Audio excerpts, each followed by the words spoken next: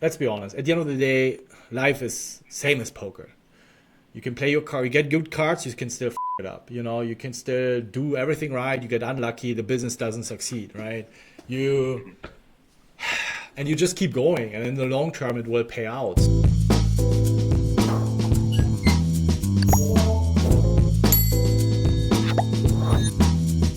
Today, guys, we've got one of the top online crushers out there in MTTs specifically. Has won over $4 million in the last few years on MTTs. He had a rough patch during Black Friday. He lost his entire role during that period, and didn't stop him though. He played like over 100,000, seemingly over 100,000 tournaments since then. And he's saying that online poker is actually kind of simple, which I wanna find out more about this. I don't know if I took it that far. Welcome, Benjamin Rolle, or Ben CB, as many of you guys may know.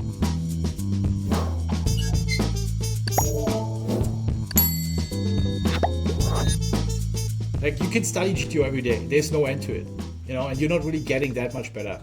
You kind of need it. Like, I'm a fan of theory and GTO, but then at some point when you got the basics, now it's time to jump in the ocean of exploits.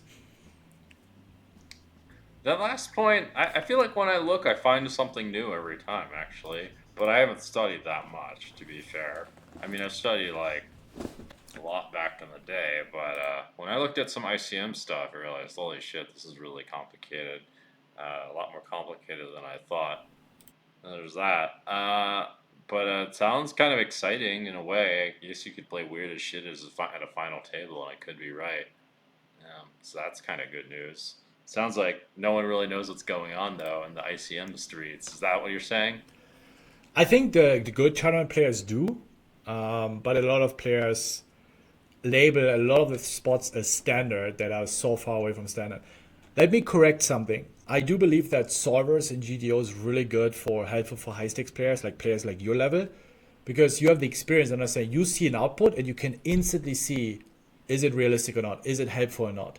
So your time spending on theory is so much more effective, because you can also do something with the output. You're a master, right? You're so great at the game that you see when something is bullshit. When okay, my opponent is not finding all these bluffs, so I don't need to do these bluff catchers. But beginners don't. It's like you go to the math class, and the teacher is putting all the equations on the table, on the board, without explaining it. Another teacher, another master would understand what's going on. But a beginner who can barely count doesn't know what's going on. So he needs the explanation. He needs the reasoning. Right. He needs the why. He needs the fundamentals. He needs pot odds. He needs equity. He needs to be able to count odds, right? And all that kind of stuff, and understand when to value bet and when not. And then I think at some point when you can also interpret those outputs, then I think is where solvers are very powerful. But for beginners and a lot of intermediates where they need to focus their time on something else, I think it might actually do a lot more bad than good. In fact, I get a lot of messages where people, I've been winning for years, and then I started playing GTO, and now I'm barely break even. And yeah, but because tournament poker also something, cash game players, I think in their core, they're much better poker players in terms of post flop. What they lack is the ability to adjust to certain stack sizes, and of course ICM, right? So you get away with being such a worse poker player if you're good at short stack, if you find those value bets, and if you're good at ICM, you're going to be winning. That's where cash game players struggle. And that's the problem, because so much money is at the second stage of the tournament. Right. But if you would just play poker, cash game players are a lot better. Just apply it for every kind of sport, right? I think you seem to be very interested in fitness, all that kind of stuff, and martial arts. Black belt training looks different than a beginner, and you're a beginner at poker player, so you don't need those super advanced tools when you don't even know what the you're doing, and how to order the strategies, or how to read them and apply them properly, and how to understand why we are doing this. But somehow in poker, but I get it. It's kind of the magic, right? You have a fancy solver and you see like, oh, look at these crazy outputs, and yeah, my play solver approved. I do it 50% of the time. Then you start randomizing on $5 tournaments or $20 tournaments. Like, what the fuck are you doing, man? Like, but yeah. Yeah, I agree with that. I mean, a lot of the solver stuff is just like kind of not really necessary. I mean, I don't use it a lot of the time, to be honest, especially when it gets like really. There's some weird shit you see that's like technically right, but a lot of the margins are really thin. For the martial arts analogy, unfortunately, a lot of the cool shit you can do is fairly worthless. Yeah. It doesn't have much application. I have a question for you. Imagine you play a cash game with super soft cash game. You have like 5-6 businessmen who just donate, and Yeah. maybe you have 2-3 other guys that are good.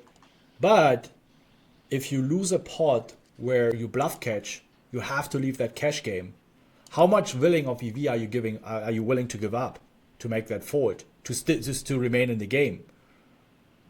How much BB? Uh, I have been kind of bad at this. I've been making like kind of all the animal plays and that sort of thing. But if I'm like really with a limited role, I'll like not splash around too hard, or at least lean in that direction and not try to run too many like GTO specific plays or razor thin and that kind of thing. But I'm just, it's more like a hypothetical thing, right? It's like a condition where, all right, if you lose, let's say a pot that is over 50 big blinds where you bluff catch and you lose, you have to leave the game, right? And just hypothetically speaking, let's say if you look at the solver and you know, okay, my opponent's bluffing the strategy and my bluff catcher makes me, I don't know, half a big blind. And the other bluff catcher, one big blind. Like, at what point are you willing? Remember, right? You're supposed to give up, get out of the game, and you have like I don't know. It's a game where you make 20 big blinds or 25. It's super soft. Just like hypothetically speaking, like don't even. I understand we're just guessing. We're just toying around. What I'm trying to point is like the concept of future game and how much impact on your current decision making. And I'm just curious about your opponent, about your approach. If that is a condition, would you say, I don't care, I would make whatever, it's profitable, even if it makes me 0.1 big blinds? Or would you say, even if it's 1 big blinds, I wouldn't make this call. I make the next hand I play, I probably may have like already 10 big blinds EV in playing that hand. So what would be your guess? How much EV are you willing to give up in this very bluff catcher against whatever opponent on this table? So my first thought would be I would actually try to change the way that my strategy would apply and now like play like a kind of ICM based strategy in the cash game. So Yeah. now I'd play like a bit more of a defensive style overall rather than have like a few technical holes, or at least like to be honest, I actually even before all that it would depend on how the game looks, because like sometimes these soft games have a lot of these guys that just like don't bluff enough period Yeah. or whatever, they just have these like gaping holes in their game. And if like there was some kind of need to defend against those holes, then I'd play the weird ICM strategy. But otherwise, I would just like if it's close, I would probably like give up bunch of the close spots. To be honest, if I thought like I got like some bluff catcher and they're like maybe bluffing like close to enough, I'd probably like let them win. If I thought there was a really high chance of, I would call like this. I would make this slam dunk plays. Let's put it that way. But there's Yeah. definitely some kind of bias towards. There's some bias towards plays where probably not 100% rational, to be honest. Especially if I like thought someone was leaning towards running me over, then things would be a little bit more distorted. So. Yeah. As long as I didn't think they were running me over, I would probably make most of the marginal folds. That's Yeah. my guess. Yeah. I mean, again, just assuming, of course, then we talk about the leveling war, right? He knows you're overfolding, then you're over. I'm just based on the games you're playing. Like, usually they wouldn't be over bluffing. Even assuming they would find all these GTO bluffs, your bluff catchers are still marginal. That's why they're bluff catchers, right? So even if someone finds all these GTO bluffs, which is quite aggressive strategy, this is what we need to understand. If you look at the solver, if you trap with, if you call a good hand, you make 5, 15, 20 BBs. But if you make a bluff catcher, it's usually super marginal. And the same concept applies to tournaments, because you sit there with usually 2, 3, 4 bad opponents and you have that future game. So if your call is wrong, you're out. Whereas when you sit there with 50 BB, yeah, every hand then the longer you sit there, you realize your true ROI with those players, against those players. So I think that's also a heavily underestimated concept where people completely neglect their future game and edge. And Yeah, that probably is true. To be fair. so, Well, that does have a bit of to do with like the variability of also your bluffs and things like that. Like not all bluffs are equal, or yeah. not all GTO plays are equal. If you play like GTO bluff strategy, it's not really ideal in this situation either, because then you're going to get picked off pretty quickly if you're playing aggressive. Yeah. Playing like GTO. Yeah. And I had some interesting study session. I also always like to share that with. Do you do a lot of coaching, like private coaching? Right now, no. Been doing more seminars and things like that. Why? Would you say it has helped you when you used to do more private coachings to hear how people think about poker for your own game? I would say it has helped. It's also like kind of forced me to look into the situations to more detail and realize, oh shit, I was like wrong about some of the situations. It has helped my game, ironically, and sometimes some leaks of mine have been pointed out. So I thought, oh, okay, so it helped me in some strange ways. This is a funny thing. It's funny how that works. Why? It has helped me to understand how people think in certain sports and why people like to hero call, or their justifications, right? Their bullshit they're coming up with in those sessions. And, like a typical spot is when, let's say you have a bluff catcher and you have a certain kicker. And when they, let's say, have a kicker that is high up, even though sometimes the kicker doesn't matter in its order, right? Whether if you have top pair and all of your top pairs are bluff catchers, you usually want to choose the kicker that unblocks the bluffs, right? So let's say a king deuce is better as a bluff catcher on a king 10 high board, because you unblock the king queen, the king jack, the queen jack, the queen nine, the jack nine. Sure. Right? So, I have a good kicker because I unblock all the queen jacks and jack nines, and because my opponent, if he has queen jack off and queen nine, like he has more bluffs with the queen or jack than actually value, right? Which makes no sense. So they call the king deuce, the king three, the king four, but then when they have king queen, they shift their thinking into, oh, I'm top of my range, I have such a good pair, I have to call it, right? So whatever they have, they try to find the narrative to justify their call, because they already made up their mind that I don't want to fold, I want to call. Now let's try to find the most logical explanation to defend my play. And that's really helped me in my coaching sessions to hear that kind of thought process, because then once I see these calls, I can profile players better, and I understand better how they think. And I sometimes catch myself doing the same thing, and then it's easier for me to overcome these leaks, to fix these leaks, but also to exploit players even better. Because if they know that's the kind of player, all right, you have king jack, you can just like go full value bet, or you're like decent top pairs, and you don't even need to think about it whether it's good or not, because they will call down to king deuce, especially against players that you play, especially on high stakes. I've seen players, they would never fold top pair, and especially when they tank very long, and blockers here, blocker there. Has really helped me to understand players in general better, and also other sports when they share their thoughts, and sometimes it's also a bit more emotional, that they're afraid of things, and just like better profiling at players. You know what I mean? Yeah, I do. Yeah, actually. Yeah, I've seen a bit of that. I mean, it helps me to understand plays that didn't make any sense to me before. There's usually some kind of logical process and not some kind of like mystical live read thing going on. I've noticed that. It's not usually some weird live read. It sounds like what you're saying is that even in 2024, games are soft. Yeah. 100%. Yeah. All right. Well, that's great news. That's what And of course, I'm trying to see it from a beginner's mindset.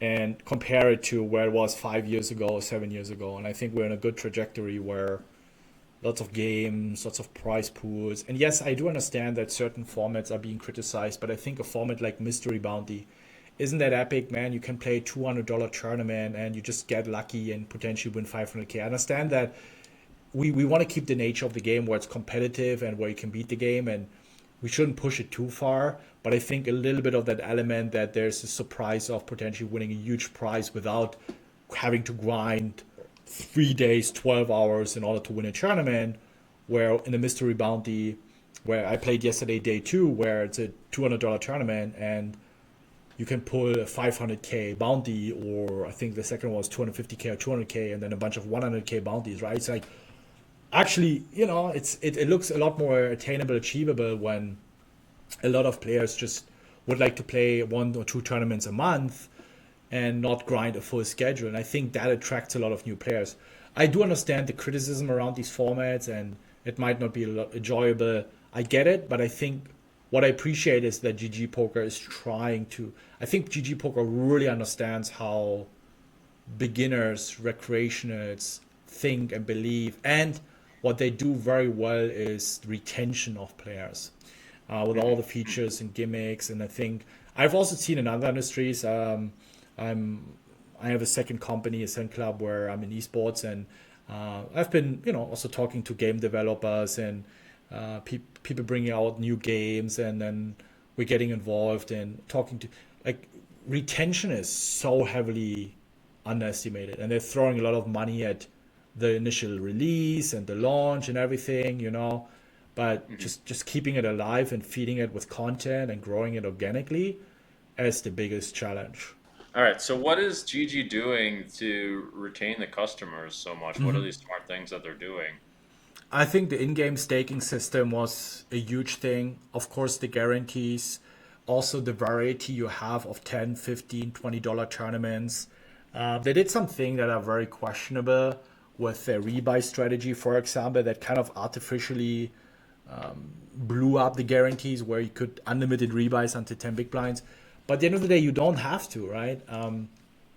Then they have, I think, all the in-game emotes that they implemented, the GIF feature, the leaderboard for spinning goals, like not leaderboard, but ELO system, which you see also a lot in gaming, which kind of like incentivizes you to grind more and to climb up the ladder.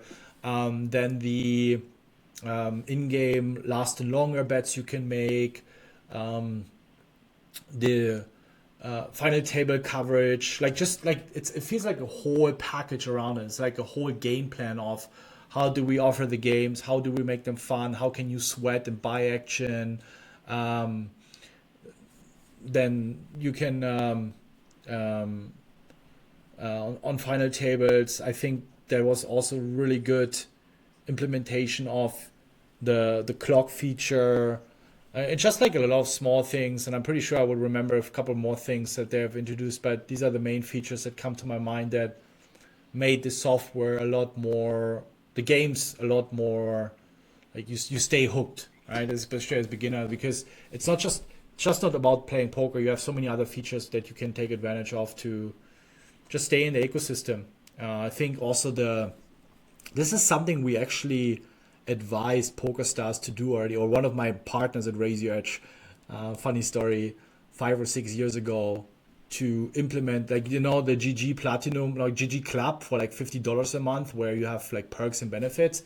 And he also told PokerStars, hey guys, you should introduce a premium club membership with perks and benefits, the partnership with the WSOP, and bubble protection. It feels like you're not just playing a tournament, you're going on an adventure. At least when I'm trying to see it from last year for the main event, for example, they had you could buy a bubble protection. So if you bust the main event, you get 10 grand, and then you get something else. So you kind of get a free roll to just punt around the bubble. And I like their innovation. It's just a lot of things that just make it so much more fun and enjoyable. I do understand the heat and criticism towards GG on a lot of things. I mean, you have the bullshit that the games are rigged and all that kind of crap. You always hear it, but But I think they've done a lot for online poker, which I think was needed. Monopoly in poker. I hope that ACR and WPT and poker staff step it up. I think ACR also has done some cool things with their Storm team for Triton and these kind of things. But it needs a lot more to be done, especially when it comes to game security. Not gonna lie. But I really, the only thing I hope is that GG does not maintain like such a dominant monopoly that it repeats with what happened to Stars, because it could only happen because there was such a monopoly, and I think they underestimated GG a lot, and then at some point it was too late. Yeah, it's you know, we'll have to see what happens with GG, but they're doing a lot of sharp things, that's for sure. I was trying to get actually I was trying to get I probably will get someone on here on the podcast to talk about more of like what they're doing that's so good for the recreationals, because they do Yeah. seem to have that base covered. Got to give them props for that. A couple I have other to things I do think criticize though the rake system on cash I was game. I was about to Um, say the same thing. yeah, I mean it's unbelievable, and I'm not a cash game guy, so I can't really say too much, but yeah, that's a disaster, and I think this is where I think cash games are so important. You remember back in the days, full tilt, like all the people railing those games that you guys were playing on the nosebleeds, and it's I think so important to have a healthy cash game ecosystem in place where you can also beat the highest stakes with a solid rake. And I just don't understand these decisions. I don't think they necessarily need that money. They don't need those few big blinds more. It's just so bad. I really don't get it. I don't get it either. I mean, maybe it makes sense from their perspective, or maybe it could just be sheer greed. But what do I know? I don't want to go that Yeah, far to say that. Um, yeah, just to, I mean, hopefully maybe they have some reasons for it. Um, yeah, but interesting to hear that something go that that's yeah, they are doing some good things. They're positive for poker, and it does have a bit of a future. I can say also in Asia, there's some stuff popping up. I'm probably going to go to India as well. I'm very interested to see how poker develops worldwide.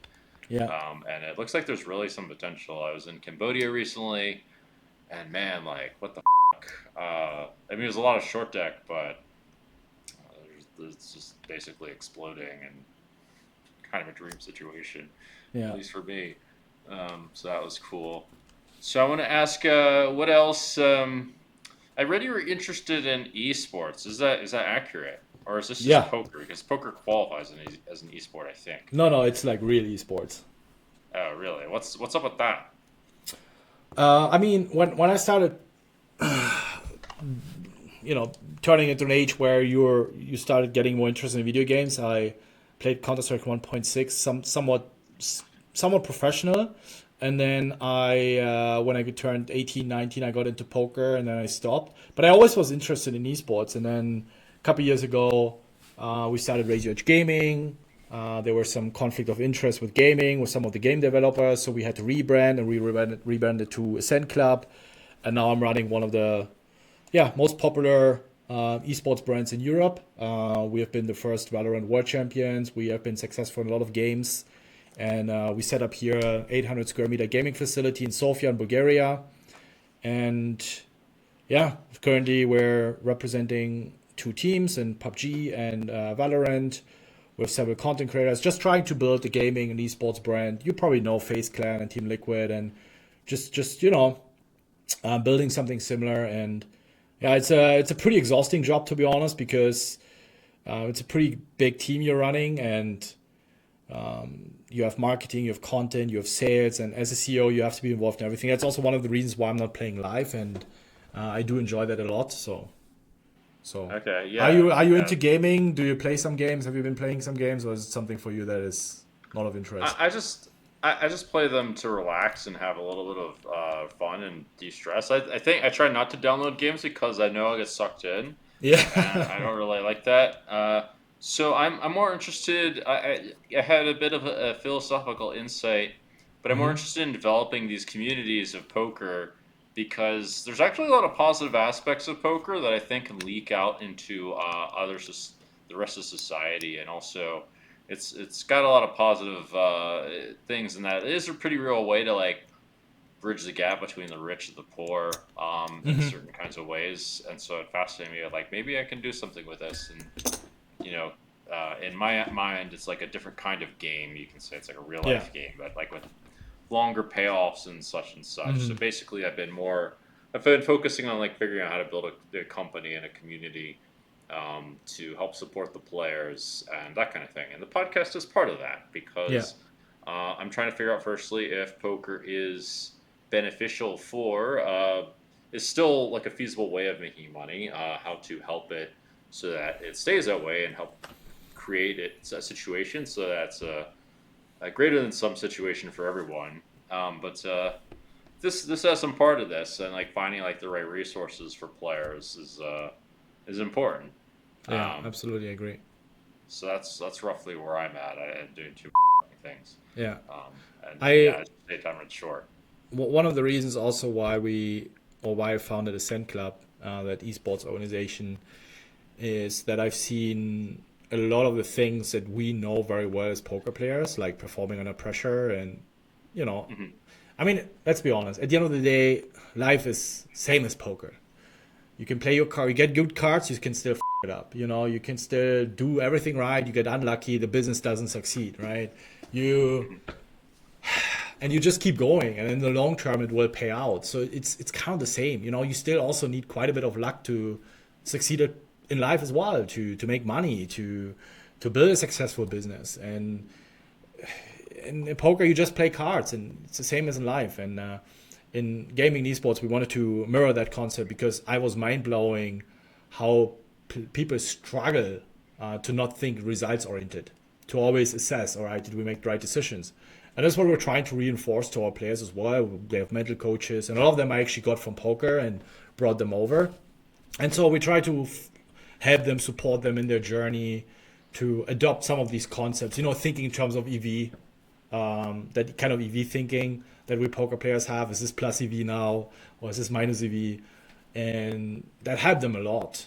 And I think that one of the reasons why we're so successful in so many different games is because we know what it means to perform under pressure, and think less results oriented and just focus on what is in our control. And I also believe, and this is more like philosophical and long term, that I'm not a big fan of it where society is heading towards with all the entertainment, TikTok, Instagram, all that kind of bullshit. But I think this is what's happening. And I kind of want to find a way to still impact a generation that is mostly in front of the computer, to still instill some values and beliefs that might be helpful for them for their lives, such as being less outcome dependent, and being less entitled, and of course also stuff around health and taking control over your own life. And we would try to also help there with our players, because it will also ultimately impact their performance. And yeah, so that's more like a kind of long-term vision. And that's why, and of course combining, I like games as well in general, whether it's poker or other games. I'm very competitive, and I found it incredibly rewarding to not just with Raise Your Edge and our courses, but also with esports and gaming, to actually build a business around it that is makes fun. Games are fun, but also rewarding in terms of helping people, and especially young men, young boys, where you see a lot Sure. of similarities. Where if I would speak to my 20-year-old younger self, what would I tell him? And very often you have the kind of same conversations. And I think what also works really well, because they see, if I tell them, hey guys, like, I think you should be doing this, I have a lot more authority, because they know what they are trying to achieve. I did it in poker. So it's not just like I'm 60-year-old dude who just knows everything by the books, or cannot relate. I can very much relate to what they're going through in terms of the struggles, financial pressure, public pressure, social media pressure, pressure from parents, all that kind of bullshit you have to go through as a poker player. And Mhm. it's just a different kind of conversation you can have with them. Yeah. Yeah. Pretty much have the same incentives behind what I'm doing. But I think there's quite a bit of positive impact that is possible through poker. It 100%, yeah. turns out that I discovered that it turns out the sources of the biggest possible positive impact, actually one of them is sports. In Mm-hmm. fact, perhaps the biggest. And I believe the reason is because, well, through sports you train a lot of skills and stuff that you otherwise wouldn't train, and like with like lesser stakes essentially than real life stakes. Yeah. Like you train like in poker, like which is basically an esport or whatever. You train, or esports. It's literally the electronic sport where now electronic sports are becoming more popular. You train like the ability to like not be to critically think, to be fair. You train the ability to work with people, to assert yourself in an appropriate way, to not be results oriented was what I was getting at, and risk assess. I mean, it's all the same skill set as like starting a business or whatever. Yeah. And I mean, it does carry over into morality, I think, a bit. I mean, I personally think that the moral decisions are essentially all short term versus long term eventually. Um, and it's all basically the same shit. If all those values can like seep through the esports or whatever, it seeps through to the real world. Yeah. Especially if the people that do these things now go on and they decide to start businesses or whatever it is. Like I mean, I think they can do more than that. Become content creators now. It goes into entertainment, which then goes into educating the entire public Yeah. and affecting the public potentially. But yeah, so it so happens that poker especially, I think has lots of positives. Pretty much why. So I finally decided to do this. That's So good. Good for you, man. Do you intend to then also host live seminars, boot camps, or you just mostly aim to do it in an online space? no, I'm gonna do live ones too. There's some interest in these world convention type things, and what I want to do is create something that's a bit of a mix of business and poker, and like teach like business lessons through poker because that'll be a lot more fun than whatever these guys are doing. A lot of these guys want to learn. It turns out, but Yeah. so there's that, and then I'm already doing seminars and we're starting a community that's supposed to have like things such as job listings and that kind of thing to like create more like a real Cool. job market around Yeah. That's pretty epic. poker. Yeah. And, yeah. I have to say, working with poker players or hiring poker players is kind of, I would say, polarizing. I've found incredible people, like insanely people, because they're very rational. But I never really, it was either a hit or a flop. And on the downside, they are like super naive because a lot of them, when they turn 20, 21, get into poker and then become successful. I mean, they work their ass off, like, don't get me wrong. But then somehow, it's like their first real thing, profession, where they need to put in time and then they get a reward. But very often, that's not how it is, especially with businesses. And I can see how naive they are. It's like, oh, we're just going to, work hard for a year or 2 years and then we're going to make another $500,000. But in business, actually, it's a lot harder. It's a lot harder to run or build a profitable business than it is to become successful in poker. It's a lot easier.